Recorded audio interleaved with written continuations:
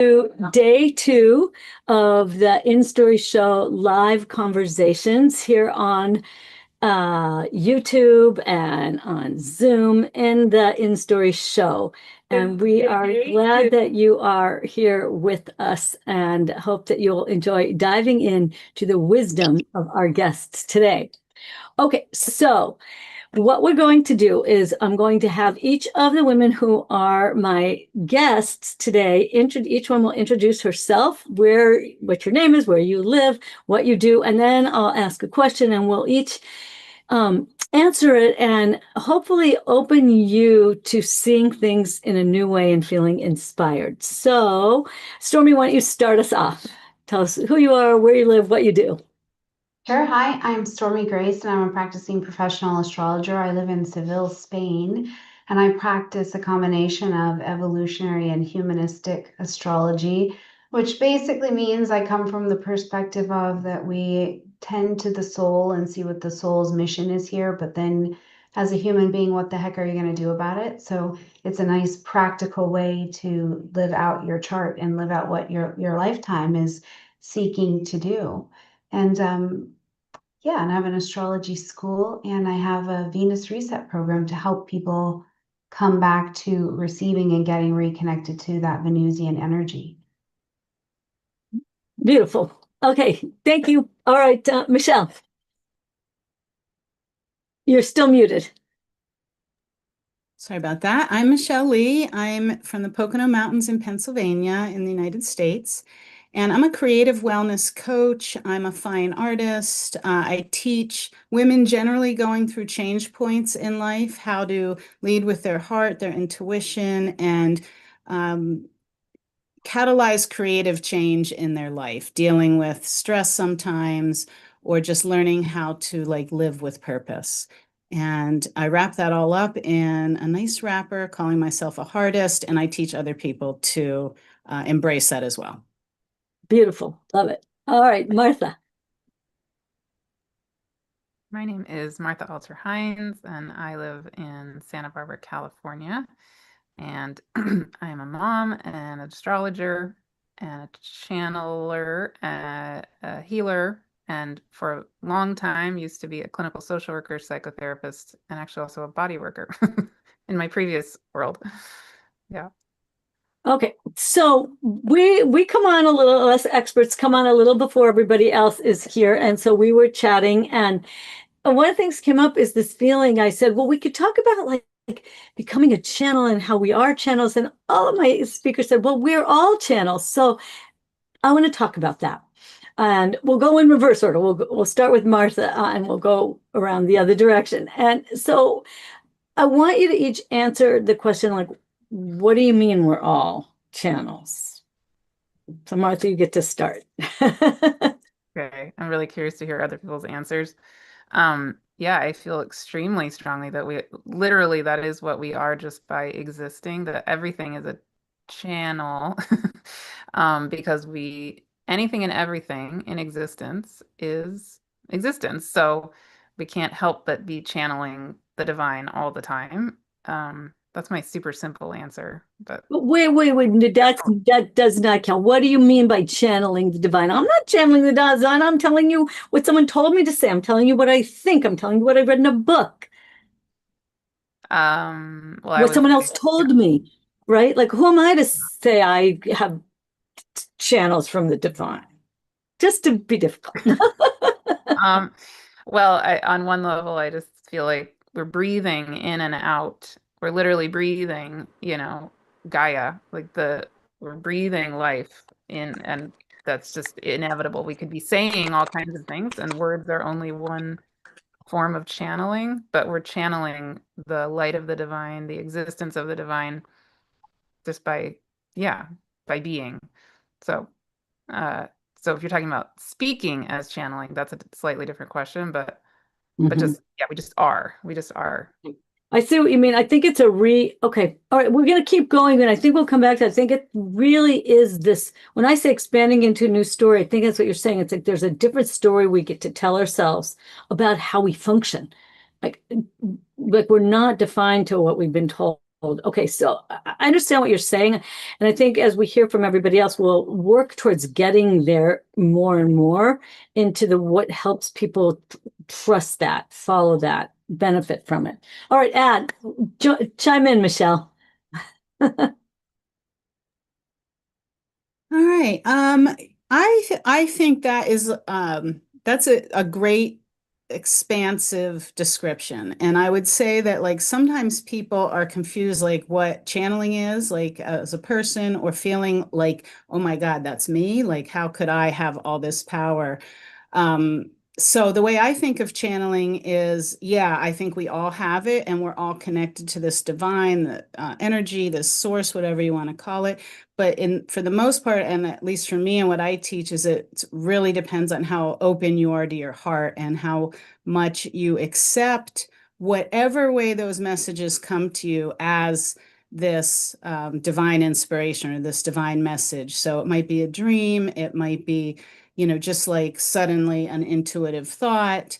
It might be something you see out in nature, like a spirit animal or some kind of sign, a song when you're thinking about something specific, and all those things that can help open us to how we are a channel because they're much more like accessible and not so scary as thinking, oh my God, am I going to start speaking in a voice or something like that? Like it can be as simple as I feel these heart nudges and I'm going to follow them and I'm going to honor them. And the more you do and just keep it really simple, the more and more that will show up for you in your life and you'll be able to embrace it even more then because it gets really exciting.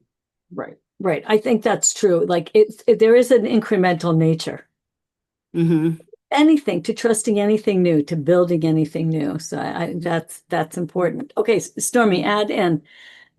Yeah, I was just thinking that, in terms of being a channel, it can come in many different ways, not just the way that I think we think about it sometimes in the metaphysical space, but channeling is just a pathway to me for information to come through. So I can be just channeling physically, I can channel mentally, we share information, we channel to and with each other, but it's about bringing new awareness to the certain spaces that we're in, however that channeling's happening, and then being open enough to receive it and then process it and then express it in some way that can be useful, is what I think. I agree, and I think we're moving into this direction. So, I think we can talk about the sense of knowing. I'll go back to each of you. How have you developed more of your ability to know and trust what comes to you? Like, what are some of the ways that you do it? So, Martha, what helps you trust what comes to you? How have you developed that ability to receive it, to honor it, to follow it? Yeah. I had a slightly different thing I realized I could say to add on to what I said before that Okay. might expand things a little. But I mean, I can also kind of answer that briefly. I think for me, it's been a long process starting, especially when I was about 21 and I'm 49 now. So, 28 years, uh, just over time. I think a lot of people in your panel yesterday said similar things. I think it's just taken a lot of experience to realize, oh, wow, when I have felt this with my hands, when I did Reiki at age 21 and it was spot on with what the person was actually feeling in their body, that was real. We've just had so many examples like that in all different ways. That's how it's gone for me in terms of trusting myself. But the bigger picture, I think, for me about what channeling is and why it's so important to me that we recognize that we literally are all channels is because the biggest one of the big shifts I feel passionately that we're in the middle of making is um, remembering that the natural skill that we all have and are to be in constant, continual communication and community with every realm of existence all the time. So I think you could call it the time of great forgetting, you could call it patriarchy, you could call it all kinds of things. we've been we've been taught to shut down our intuition and to shut down our bodies and to shut down all these parts of ourselves. So I feel extremely strongly that our natural way of being actually is, you could say it like the veil's gone. And in so many ways, I feel the veil's going. And a part of the veil's going is us remembering that it's not a special person over there who channels or a special person over there who's a quote unquote psychic. It's literally how we are built. So a lot of it is like I love, Stormy, how you talk about that you work with astrology like a language. I was using this analogy with my community the other day. It's like when we are, like, I remember being in college and taking French classes, right? And there are different approaches to language learning. Some are you sit and you translate. A means B. That doesn't go very fast or very well. Another way is you go to France or you go to Peru or whatever, and you live it, you immerse yourself in it.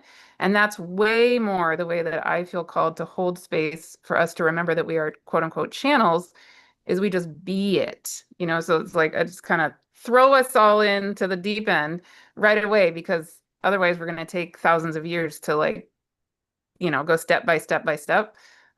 Anyway, I could go on and on, but I think that's a big, I know yeah. I always joke that when I do these interviews, the problem isn't filling up, isn't good. We have to fill up a half an hour. It's that we could fill up 5 hours because this is our passion. We could go on all day. You might not all stay with us, but it's true. We are lit up about this, what's possible, and seeing it in our own lives and then making it possible for others.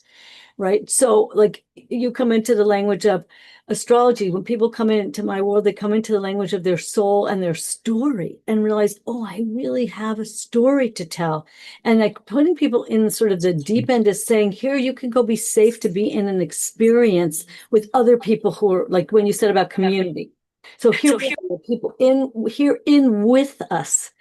And it's making a big difference that we can find each other and be in community together. So all right, let's keep going. Michelle, why don't you add in here of, what is expanding for you in this realm? What's helping you? What's helping the people around you become more able to trust and know in these other realms? Well, I think it's important that you have some kind of regular practice in your life, whether it's astrology or art or journaling or walking in nature, or like with myself and probably most of you here, it's probably a combination of multiple things, dancing, whatever. And acknowledging when you get these little hits, right, from the divine or source or God, whatever you want to call that power.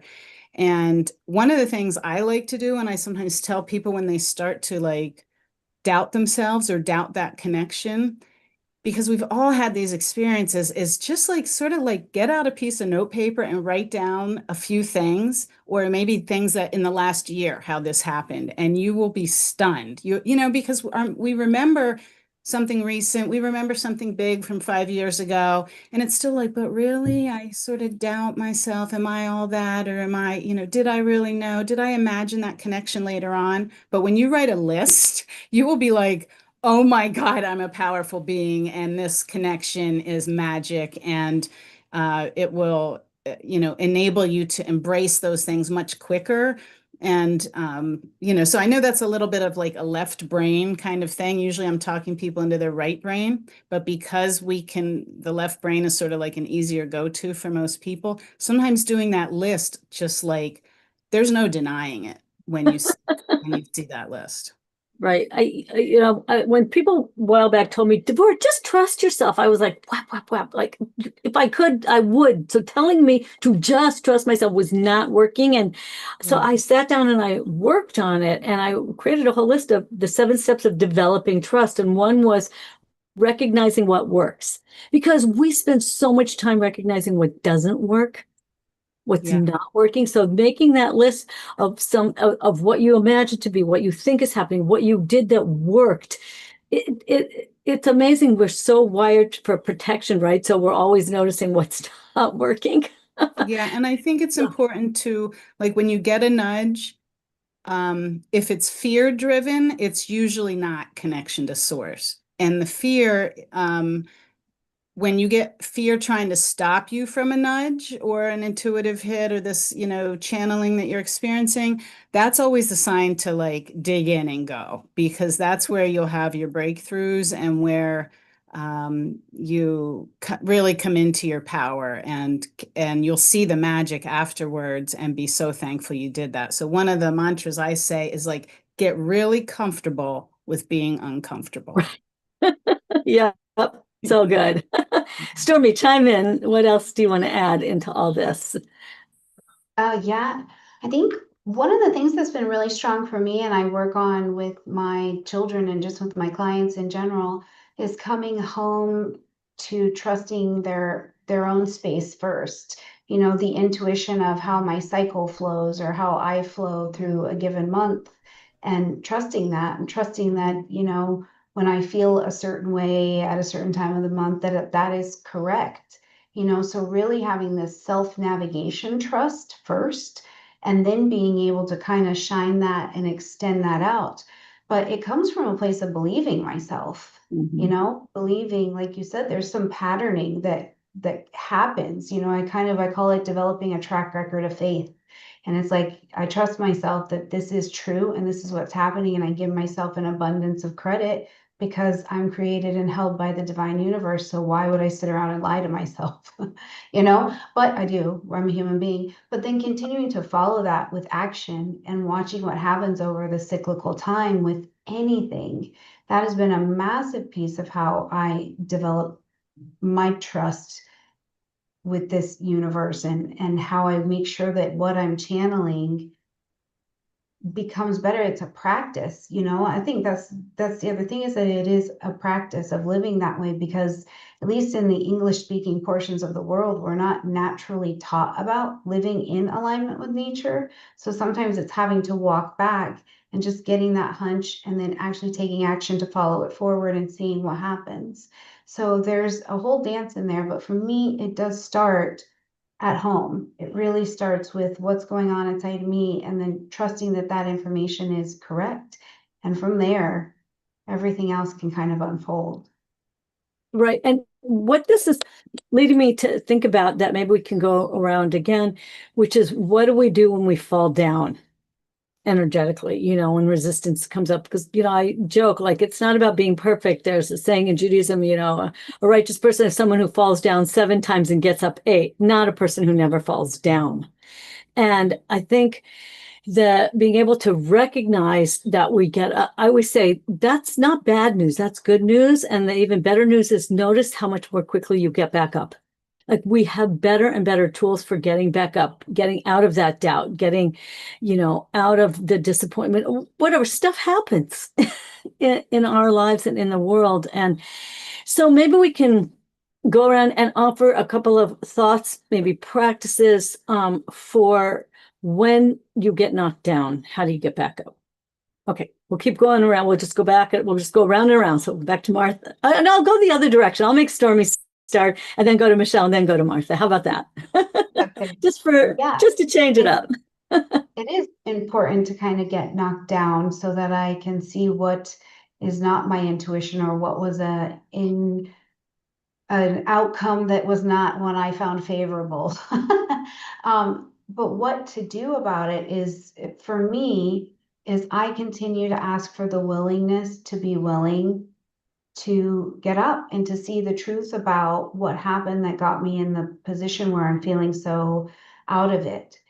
And I have a connection that I work on daily with what I call a higher power, because without it, it just seems like there's something in me that really wants to accept the world as it is, be forgiving of myself, grow and live this brave life. But it's like, I just can't quite get into that room. And so tending to a practice of daily spiritual awakening also is this reminder that, one, I'm going to fall down, and I am going to of death while I'm alive in this lifetime, that they're all okay. But then praying for the willingness to be willing to see the truth and get up and keep going. And the other thing is finding some space to be in some kind of community. I just am not convinced that we were built to be out here being lone rangers all of the time. And in community, for me, it helps me see that I am not terminally unique. You know, like I'm not the only one who's ever fallen off of the life horse, or I'm not the only one who said the dumb thing to my husband, or you know what I mean? I just need sometimes other people to let me know we're all doing the same things together, because I just have never met another person who's done some cool, new, dumb stuff. You know, like we all do just the same things. We're just doing it in different parts of the world at different times. And that's useful for me. I completely agree with you. I really believe we're not meant to do this alone. We're not meant to hold up all of the, so many of us have spent such a big chunk of our life holding everything up all by ourselves in some time period or other. And it's such a wondrous thing that we can find each other. You know, it's one of the things I love about hosting an international interview series. Like, it's just so wonderful that we can find each other. And I do think that it changes so much when you're not trying to hold up your visionary self all by yourself. And yes, we're not terminally unique. Great expression. Okay, Michelle.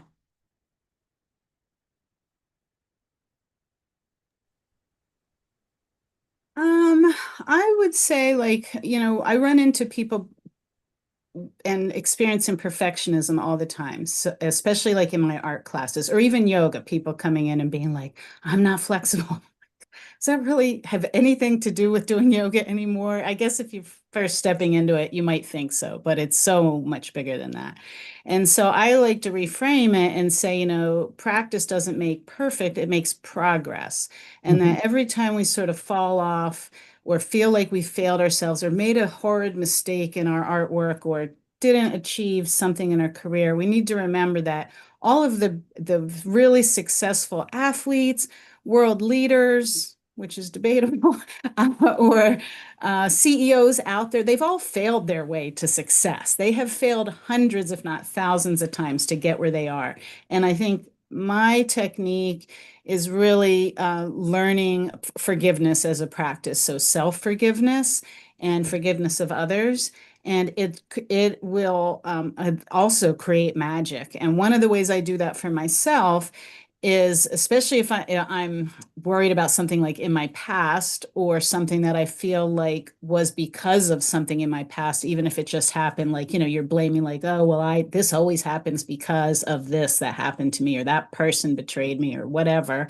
I always meditate forgiveness to my inner child because it's so much easier to picture me as a child and how innocent and full of innate wisdom and divinity all children are, and it doesn't come with the judgment that we hold, you know, for ourselves or other people as adults or seeing them on the stage of life kind of thing. So I think when we do that as a practice, and offer it to others as well, that helps us move forward and also trust those nudges that for the most part are mistakes. Nobody's going to die. You know, like when I remind people in my art sessions or yoga or my tantra rituals all the time, if you think or say or do what you consider the wrong thing, nobody's going to die because you made a weird mark on your artwork. Like, it's okay. We can turn that into what I call accidental magic. Like, just continue to play around it, go somewhere else, come back to it. And next thing you know,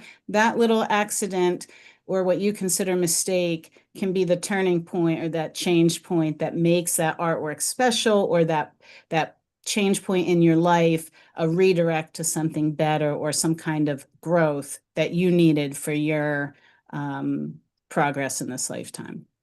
Beautiful. I love that. And it's true. We can't be so hard on ourselves. Like, we're so often so hard on ourselves. So it's such. And I think I hope this isn't being sexist, but I really think women are harder on themselves. Like, women are so expected to fill so many roles, and we are so hard on ourselves. Yeah. And sometimes if we think of like, okay, what if my best friend or this person, my daughter did this? You're like, I would never think this about them.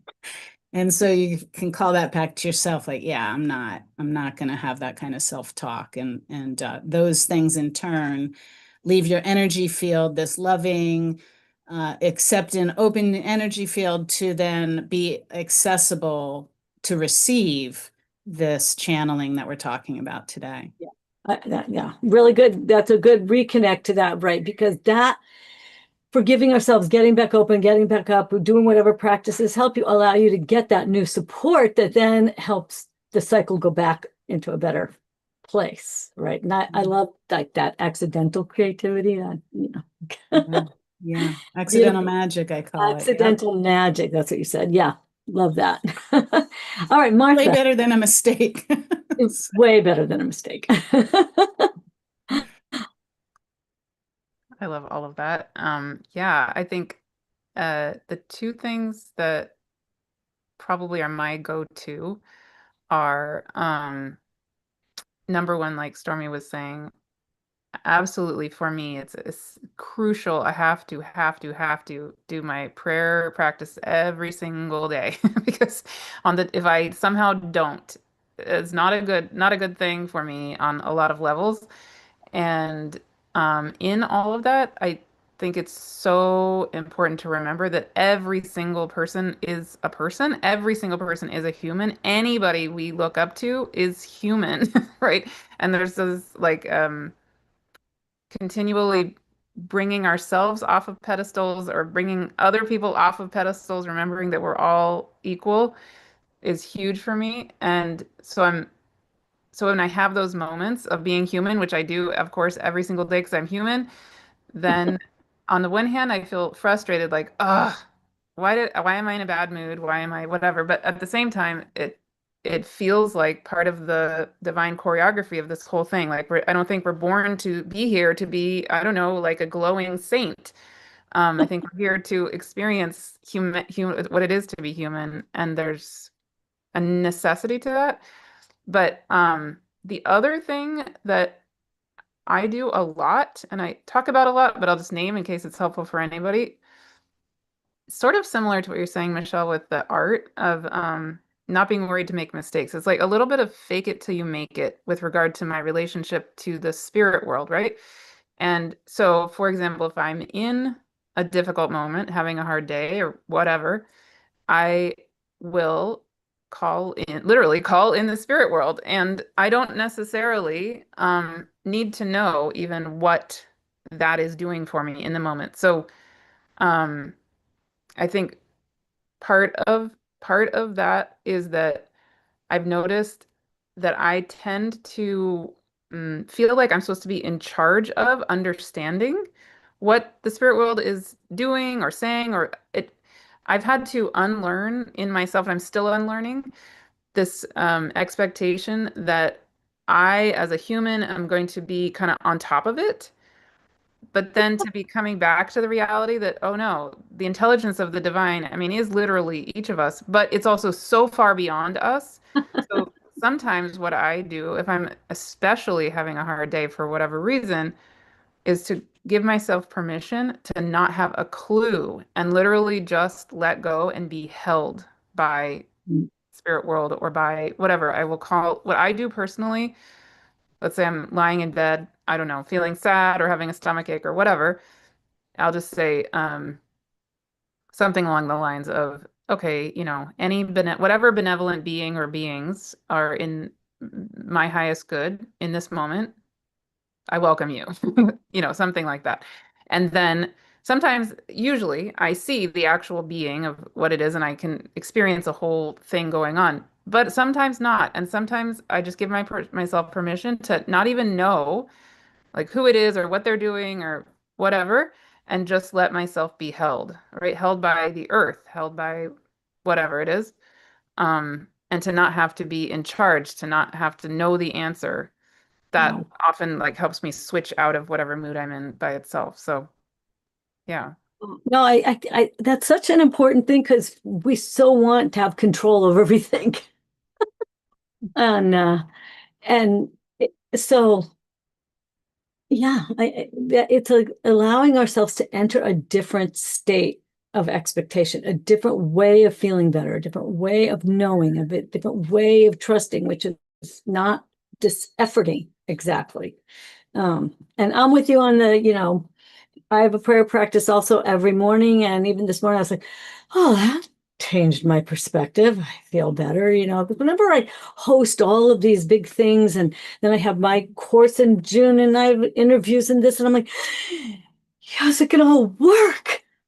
All right, well, people really sign up and I can't help it. And I'm like, okay, stop that. But there's a part of us that says that, but it's not the whole of you, right? I don't know if you've ever experienced this, but sometimes when I worry, it's like, it's okay. You have like an animal soul, like you have a survival soul that might worry, but that doesn't have to be the whole of you. So like what you said, Martha, about just letting go and letting that higher guidance, that higher self be in charge. And then you can let go. And then I'm like, oh, okay, I guess I'm not really worried. Like that part of me, I'm not worried because then all of a sudden I think you can access a generosity of spirit that allows you to feel that you're inside of something so much bigger than yourself. So that's what I want to invite you all into. And also, by the way, we'll go for just a little bit longer. If anyone watching has a question, you can type it into the chat for us. I've meant to tell you that earlier, but if anyone does have a question that you would like us to address, we will. And in the meantime, what we'll do is I'll have you, I always love to end with kind of a last thought, like everybody, sort of leaving us with a last thought. So we'll do that. And then if we have a couple questions after, we can always take those. So, all right, Michelle, why don't you start us off? I'll just make it random. No pressure, huh?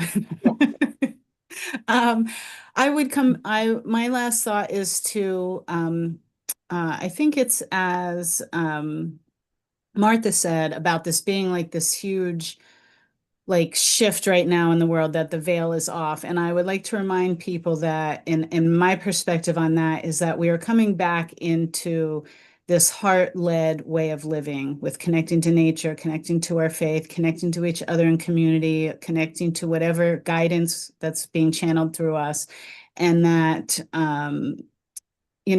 our heart, they've found, is actually a brain. It has 40,000, I think, or more neurons in it. It has memory. Just think about like when you break your arm or have a child and how painful it is, but yet you forget that. But when someone breaks your heart, or or you lose someone you love, or an animal you love, your heart does not forget that. Like, it holds on to that. And there's massive power there for you to embrace all these things that we're talking about today. Is that it's no longer, we still have our left brain. It's got our back, but let's lead from the heart and the right brain, and be an integrated human, integrated with nature and integrated with each other, and open to the faith that you guys brought up. Because I think having that like not needing to define where that faith is coming from sometimes is so powerful, that you can just trust. And just as we talked about trusting ourselves. So just to come back to your heart would be my final message. Beautiful. Beautiful. All right, Stormie. Yeah, that's such a beautiful message for sure. And I think that I would say to people to just remember that you're a human being, and we freak out about things and we get scared and we do all normal human things. I don't think that we have to try to find our way out of the human experience. This is a part of it, and it's beautiful, and it helps us sharpen our intuitive skills and our emotional intelligence skills. But it does seem to be a bit easier if we can form a connection with something that we believe has our greatest good and greatest care in mind.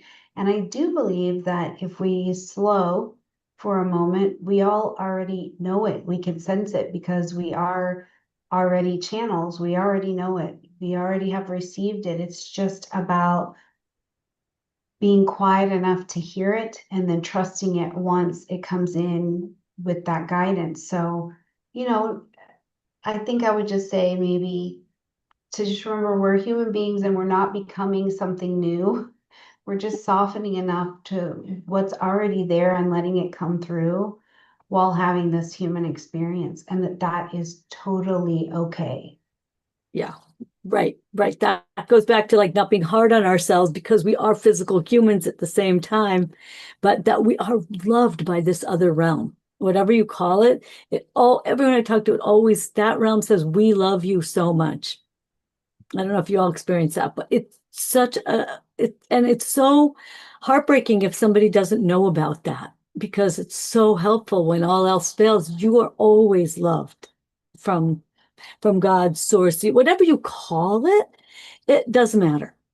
If it's loving you, then you will get that. So, Martha, why don't you leave us the last few words, and then we'll see if we can. Then Daisy asked a question, and we'll see if she clarifies it. Yeah, I'm loving that question. I'm curious to hear more about her question so we can answer it. But um, uh, the thing arising for me is, yeah, again, that we are all equal. And so, really to feel how we are, we're literally made out of ancientness, right? Every single particle of our body, every single aspect of our soul was created at the moment of the conception of this cosmos and existence and beyond, before that, even. So I think we, yeah, can really tend to get into a forgetting that we are ancientness, literally, that we are wisdom of existence, literally, that we are equal to each other, literally. Um, and yeah, so I just really, I feel heartbroken. Yeah, when I witness myself or others forgetting that we are each loved also. And also I feel pretty heartbroken when I feel other people or myself feeling less than each other. Um, and yeah, so it feels really important for us coming back into all of who we are, which is what the world really, really, really needs us to be doing. And it does feel to me like one of the crucial steps in that is remembering how powerfully equal we all literally are. Right. And when we're connected to this feeling of being loved and love coming to us, it changes how you feel about yourself and about whatever it is you do in the world. And I often say, lead with your light and lead in your lane. Not all lanes of work that need to be done in the world are your lane. All right. And so you can have opinions in lanes outside yours, which is different than leading in that lane. So Daisy asked, she said, I was curious as to how you might move through conflict, complexity, dissonance, and being as clear as you can while transmuting messages. Which I think what she means is if you're going through all your stuff, but you're channeling for someone else. Like, do you find that if you're transmitting a message for someone else, that it just puts you straight into clarity no matter what's going on around you? Martha, what would you say? Yes, I'm just going to read out loud the second part of her message so I can try to feel it. So I guess what she's saying is, I guess there seems to be layers, levels of, and wanting to serve, especially during these times where there's a lot of chaos blending in. And so how to stay true to your knowingness of relaying these important messages, connecting each other.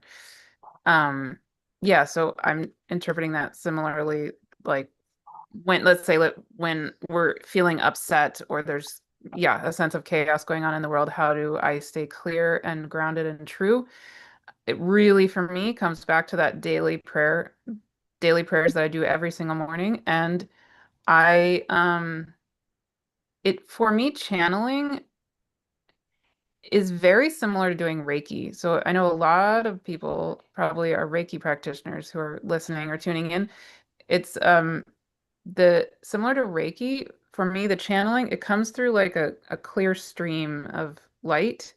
And if I'm if I take a moment, even if I'm in having a bad day, actually, and I get on a class or YouTube to channel, um, the stream of light just does the work, actually. That's that's the truth.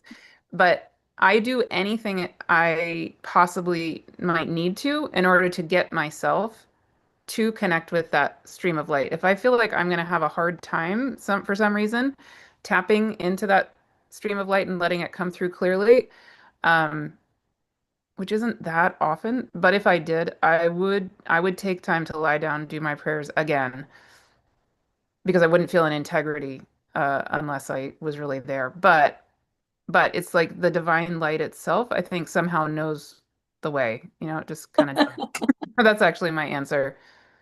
Yeah, but I am very, very intentional to be absolutely sure that I'm channeling that clear stream of light and nothing else, because that is really important. And at least I think for most of us, when I get into that zone, I don't have any problems. Right? Like sometimes I get into that place and I'm just in, I'm just connected. I mean, you have to do your work to be able to get there. Right. But I think that what you're saying, Martha, is when you feel that you're in that authentic place of connection, it's very healing. Very healing. It's very healing to allow yourselves into these, to trust what comes to, trust the way it comes to you. It comes to each of us really different ways. And often many people have always had this knowing and didn't let anybody know they had this knowing. So we are here to give you permission that you get to have it back. You get to talk about it freely, to trust it, to share it, and to honor the fact that when we trust this realm, it feels so much better, right? It's so good not to be hiding. I'm always talking about coming out of hiding and being seen for who you really are. I do that by having you tell your story. Because when you go in and you start to tell what your story is and what your soul has to say, it's part of how we see each other, so that you're also being seen. And there's both seeing and being seen, right? So we have this ability to see beyond the ordinary, beyond what everybody else tells us we're supposed to see or do. And then you have allowing yourself to be seen for who you really are. And I think both of those are tremendously healing for us.